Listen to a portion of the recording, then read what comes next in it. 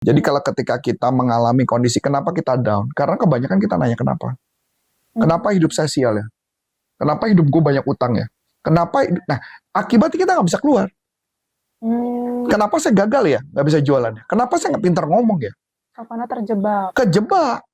Maka pertanyaan kenapa itu tidak akan pernah saya gunakan kecuali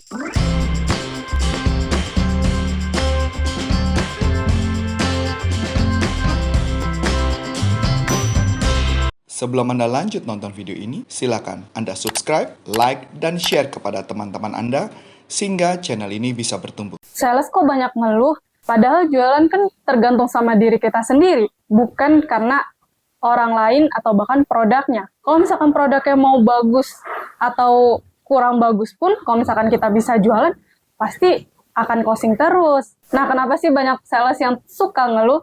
Langsung aja yuk kita tanya dengan Coach Arif. Halo Coach. Oke, jadi gini Coach, banyak sales yang suka ngeluh ke atasannya gitu Coach. Jadi kalau misalkan dia tuh bilang kalau susah jualan lah, terus yang sebelah itu bisa dikredit, bisa diutang, bisa kayak gampang banget jualannya gitu. Nah, itu kenapa sih Coach si sales itu bisa ngeluh? ya sebelum saya ngomong tentang sales mengeluh gitu ya. Kalau sales mengeluh kan pada umumnya kalau saya pribadi, saya mengajar di mana-mana, saya selalu menganggap seorang sales itu boleh mengeluh. Jadi sales mengeluh itu normal menurut saya. Jadi tapi mengeluhnya nggak boleh lama-lama. Kalau mengeluh lama-lama nanti akhirnya jadi demotivasi dan akhirnya tidak akan jualan. Jadi boleh nggak kita mengeluh? Boleh. Boleh, tapi ada batasnya. Ada batasnya. Saya juga pernah ngalamin itu. Jadi kita sadar dulu nih. Karena mengeluh itu mungkin merupakan bagian dari si sales untuk mengeluarkan unek-unek kekesalannya. Tapi nggak boleh lama-lama. Jadi misalkan kita mau ngeluh seminggu, ya udah ngeluh aja seminggu. Saya juga pernah gitu ketika jualan barang dulu, ketika barang seharganya lebih mahal, produk kualitas produk kecepatannya juga lebih lambat, semua apapun, saya juga ngeluh dulu di awalnya saya ngeluh dulu. Saya bilang, waduh jual barang ini gimana? Dari segala teori marketing tuh bahkan saya nggak disupport gitu loh. Ya saya ngeluh.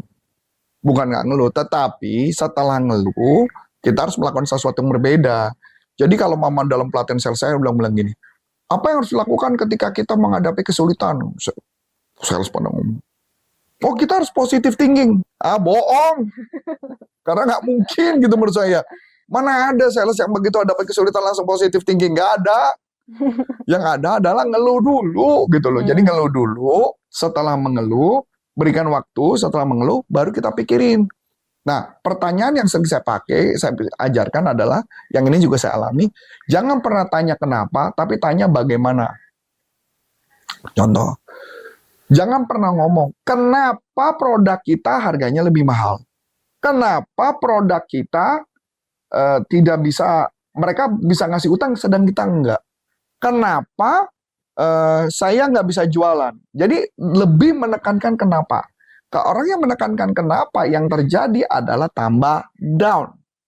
Oh, kalau misalkan kenapa kayak berarti ya udah kecemplung kayak jurang kenapanya. Iya, masuk ke dalam jurang, udah jatuh, cemplung, udah balik gitu ya. Dan dia nggak bisa ngapa-ngapain karena kebanyakan tanya kenapa. Oh, kalau kebanyakan kayak why-nya tuh kayak ya udah muter terus. Nah, ini juga mungkin tambahan sedikit ya. Misalkan kamu pernah mengalami, ini bukan berkaitan sales nih, pada umumnya manusia. Jadi kalau ketika kita mengalami kondisi kenapa kita down, karena kebanyakan kita nanya kenapa.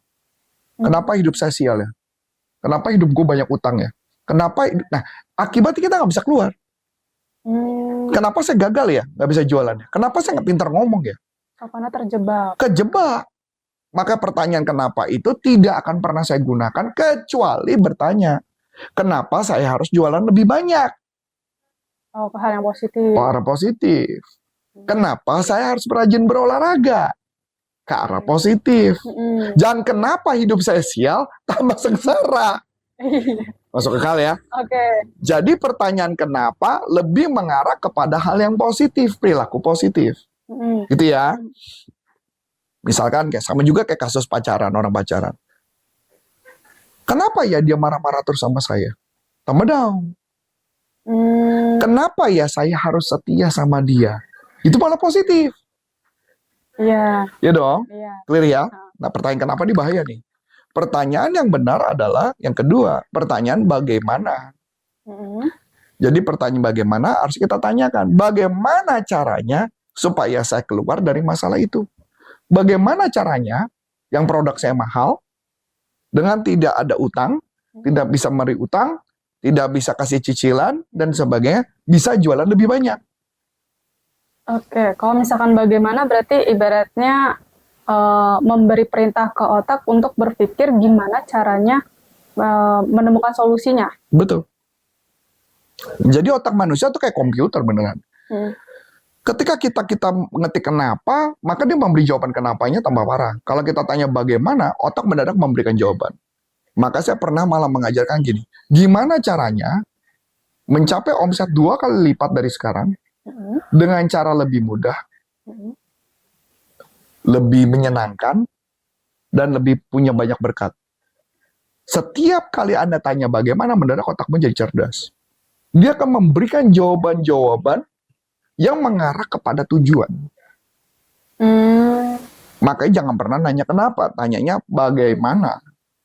Oh, lebih ngena dengan pertanyaan bagaimana daripada kenapa ya, Coach. Walaupun kenapa ini ada dua konteks, kalau misalkan kenapa ke hal negatif sama positif. Kalau kenapa ke positif boleh silakan. Ya dong, karena itu mendorong motivasi.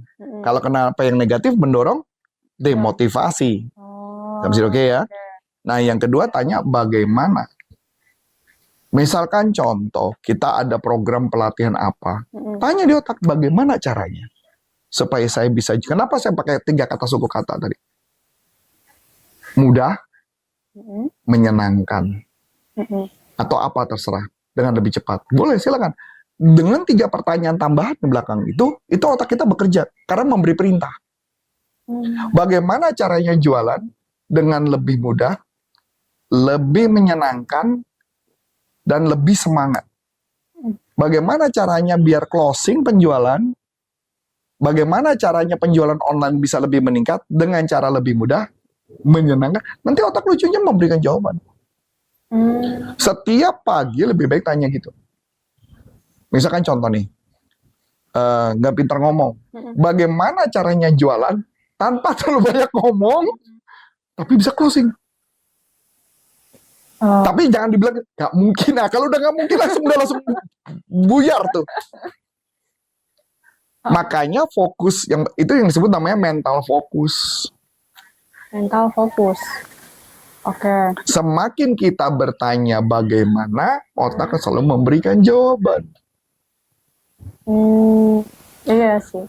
Nah, dengan konsep seperti itu, maka kenapa kita bisa mencapai apapun, kita bisa mencapai apapun dengan relatif lebih mudah. Kenapa saya bilang relatif ya? Ya mungkin tidak terlalu mudah banget, tapi relatif lebih mudah. Iya, daripada juga ya. Tanya, kenapa sih hidup gue sial terus kan? Iya. Dan ini yang menarik. Sales itu pada dasarnya suka ngelihat yang jelek, bukan ngelihat yang positif. Kenapa saya berani mengatakan ini? Saya pun pernah menjadi sales, jualannya yang tidak pernah unggul. Dari segi produk, dari segi term payment, dari segi apapun saya udah pernah. Nah, lucunya ketika saya mengajar di berbagai company yang industrinya kadang-kadang rada mirip, lucunya mereka isunya semua sama. Lah berarti pertanyaan kalau semua isunya sama, ya bahkan perusahaan yang dia bilang kesannya rumput tetangga lebih hijau, itu pun juga sebenarnya sama buruknya. Intinya mas sales mah alasan. Punya alasan, nggak bisa jualan tuh dia pakai cari cara. Kalau perlu dia bikin cara tuh. Oh kenapa saya nggak berhasil jualan? Iya karena kucing saya beranak gitu. Oke, cari-cari alasan. Cari alasan aja gitu loh. Kenapa saya nggak bisa jualan? Oh iya kemarin cicak saya jatuh gitu. Ada aja sales mah kalau bisa bikin alasan. Jadi itulah seorang sales yang kadang-kadang makanya kenapa mentalnya suka gagal. Karena selalu banyak cari alasan. Bagaimana kalau mama tanya pertanyaan bagaimana itu dipakai untuk pekerjaan kita lebih cepat? Bisa. Bagaimana caranya mengerjakan apa dengan lebih cepat, lebih menyenangkan. Kan ada cara yang cepat tapi tidak menyenangkan, kan ada dong? Ada. Ya harus ada kalimat menyenangkan. Nah, itulah yang bisa dipakai seorang sales, sehingga mindsetnya kebuka dan punya pemikiran, ide kreatif untuk bisa lebih cepat berhasil.